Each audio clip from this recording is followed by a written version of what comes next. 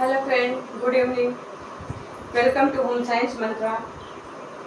आज हम लोग अपना नया टॉपिक स्टार्ट करेंगे। जैसा कि हमने कल बताया था ना कि आज हम लोग कार्बोहाइड्रेट के बारे में चर्चा करेंगे, तो हम लोग आज कार्बोहाइड्रेट के बारे में चर्चा करेंगे। कार्बोहाइड्रेट पढ़ने से पहले हम लोग देखते हैं कि अधिकतर हम लोग जो भोजन खाते हैं, हम ही लोग क्या इस भारत में ही बल्कि संपूर्ण विश्व में जितने लोग भोजन करते हैं उसमें से लगभग 50 से 55% या फिर 55 से 65% तक कार्बोहाइड्रेट के रूप में हम भोजन को ग्रहण करते हैं।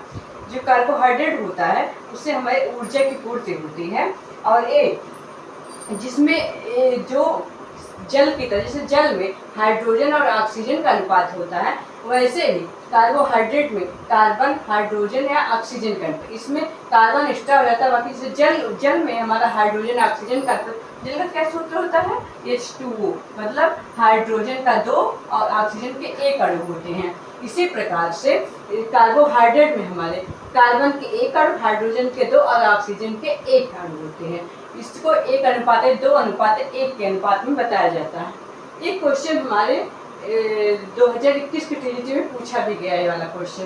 तो अब हम देखते हैं कि कार्बोहाइड्रेट क्या है। जो कार्बोहाइड्रेट है, इससे कार्बोहाइड्रेट, कार्बोज या खाद्य, किसी भी नाम से अगर पेपर में पूछ लिया जाए तो इसका एक ही मतलब होता है कार्बोहाइड्रेट, इस जो एक यौगिक के रूप में होता है। अब हम लोग ये देखेंगे कि यौगिक, हमें यौगिक मतलब कैसा यौगिक है ये। तो जो कार्बोहाइड्रेट है वो एक रासायनिक यौगिक है। रासायनिक यौगिक में कार्बन, हाइड्रोजन और ऑक्सीजन, ये तीनों चीज आपस में मिल के रहते हैं। कार्बन के 1 अणु, हाइड्रोजन के 2 अणु और ऑक्सीजन के 1 अणु, तीनों का अनुपात 1:2:1 अनुपात के रूप में होता है। तो अब समझ में आया कि कार्बोहाइड्रेट क्या है। चलिए ठीक है। अब कार्बोहाइड्रेट प्राप्त का अधिकतर स्रोत वनस्पति जगत ही होता है। अब देखते हैं, हम कार्बोहाइड्रेट का आगे पढ़ते हैं और देखते हैं कि कार्बोहाइड्रेट का वर्गीकरण क्या है। हम लोग कार्बोहाइड्रेट को वर्गों में बांट के पढ़ते हैं कि कार्बोहाइड्रेट ऐसे ही पढ़ेंगे तो हमारे समझ में नहीं आएगा। पेपर में भी ये चीज़ पूछा जाता है कि कार्बोहाइड्रेट का वर्गीकरण। अगर पूछे कार्बोहाइड्रेट कितने भागों में बांटा गया है तो ये 2 भागों में बांटा गया, एक भौतिक आधार पर और दूसरा क्या है, रासायनिक आधार पर। क्या होता है, कार्बोहाइड्रेट एक भौतिक आधार पर होता है और दूसरा होता है रासायनिक आधार पर। तो सबसे पहले हम लोग क्या देखेंगे, सबसे पहले हम लोग देखते हैं भौतिक आधार कि कार्बोहाइड्रेट भौतिक आधार पर क्या है। तो एक होती है शर्कराएं और दूसरी होती है अशर्कराएं। शर्कराएं में आपको समझ, शर्कराएं क्या होती हैं। शर्कराएं में गुड़ हुआ, मीठी चीजें, गुड़, चीनी, ये सब हमारे ये शर्कराएं में आते हैं। अशर्कराएं में क्या आते हैं, अब बताइए अशर्कराएं में क्या आती है। आप लोग को पता है अशर्कराएं में क्या आती है। चलिए हमें बताएं अशर्कराएं में क्या आती है। अशर्कराएं में हमारी जो होती हैं वो अनाज आते हैं, जैसे अनाज, गेहूं, चावल इत्यादि सब अशर्कराएं होती हैं। शर्कराएं वो होती हैं जो पानी में घुलनशील होती हैं और स्वाद में मीठी होती है। शर्कराएं कैसी होती हैं, एक मिनट हम लोग देखते हैं। शर्कराएं जो होती हैं वो पानी में घुलनशील होती हैं। पानी में घुलनशील, शर्कराएं पानी में घुलनशील होती हैं और कैसी होती हैं, स्वाद में मीठी होती हैं। स्वाद में मीठी होती हैं। आप समझ में आया शर्कराएं क्या है, गुड़ और चीनी होता है जो पानी में घुलनशील होती हैं और स्वाद में मीठी होती है। अब हम लोग सोचेंगे अशर्कराएं क्या है, अनाज। जो अशर्कराओं को हमने बताया कि अनाज है, तो अशर्कराएं क्या है, इसको ये जो अशर्कराएं हैं यानी ये अघुलनशील होती हैं, ये पानी में घुलती नहीं। अघुलनशील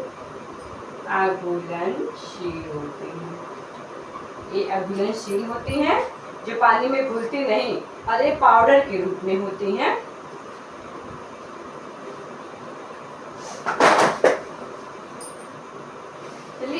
चलिए आप लोग इतना समझ लीजिए, इसको हम आगे भी बताएंगे कि आगे ये है क्या। अगला देखते हैं रासायनिक आधार पर कि रासायनिक आधार पर क्या है। तो रासायनिक आधार पर कार्बोहाइड्रेट को 3 भागों में बांटा गया। पहला है मोनोसैकेराइड, दूसरा है डाइसैकेराइड, तीसरा है पॉलीसैकेराइड। तो देखिए मोनोसैकेराइड, मोनोसैकेराइड क्या है, मतलब इसमें मोनोसैकेराइड में 3 है, ग्लूकोज, फ्रक्टोज और ग्लैक्टोज। ये तीनों जो है GGF, इसको हम लोग शॉर्टकट में देखना भी चाहेंगे तो GGF, ये तो फिर GFG कर लें, ग्लूकोज, फ्रक्टोज और ग्लैक्टोज। अगला क्या है, डाइसैकेराइड। डाइसैकेराइड में क्या है, sucrose, maltose and lactose, SML। ये हमारे पेपर में पूछा जाता है कि मोनोसैकेराइड में कौन सी आती हैं, डाइसैकेराइड में आती हैं या फिर पॉलीसैकेराइड में कौन सी आती हैं। जो हमारा मोनोसैकेराइड होता है ये तुरंत हमको ऊर्जा प्रदान करता है। मोनो और डाइसैकेराइड क्या, सुक्रोज, माल्टोज, लैक्टोज आता है। और पॉलीसैकेराइड बाकी जो इन 6 के अलावा जो भी जितना भी बचता है सब पॉलीसैकेराइड के अंतर्गत है। जैसे स्टार्च हुआ, ग्लाइकोजन हुआ, सेल्यूलोज हुआ, हेमीसेल्यूलोज हुआ, पेक्टिन हुआ, ये सब जितने भी बचते हैं सब पॉलीसैकेराइड के अंतर्गत आते हैं। तो आप समझ में आया। अगर हम लोग इतना देखते हैं कि कार्बोहाइड्रेट क्या है, तो कार्बोहाइड्रेट हमारी ऊर्जा का मुख्य स्रोत है, जो एक रासायनिक यौगिक है जिसमें कार्बन, हाइड्रोजन, ऑक्सीजन का संयोग से बनते हैं। ये इसका अनुपात 1:2:1 में होता है। कार्बोहाइड्रेट को 2 वर्गों में बांटे गए, पहला भौतिक आधार, दूसरा रासायनिक आधार। भौतिक आधार में शर्कराएं और अशर्कराएं हैं। शर्कराएं के अंतर्गत गुड़, चीनी आता है, अशर्कराओं में अनाज आते हैं। और दूसरा है रासायनिक आधार पर, इसमें पहला है मोनोसैकेराइड, दूसरा डाइसैकेराइड और तीसरा पॉलीसैकेराइड। तो जो मोनोसैकेराइड है इसमें ग्लूकोज, फ्रक्टोज, ग्लैक्टोज आते हैं। जो डाइसैकेराइड इसमें सुक्रोज, माल्टोज, लैक्टोज आते हैं।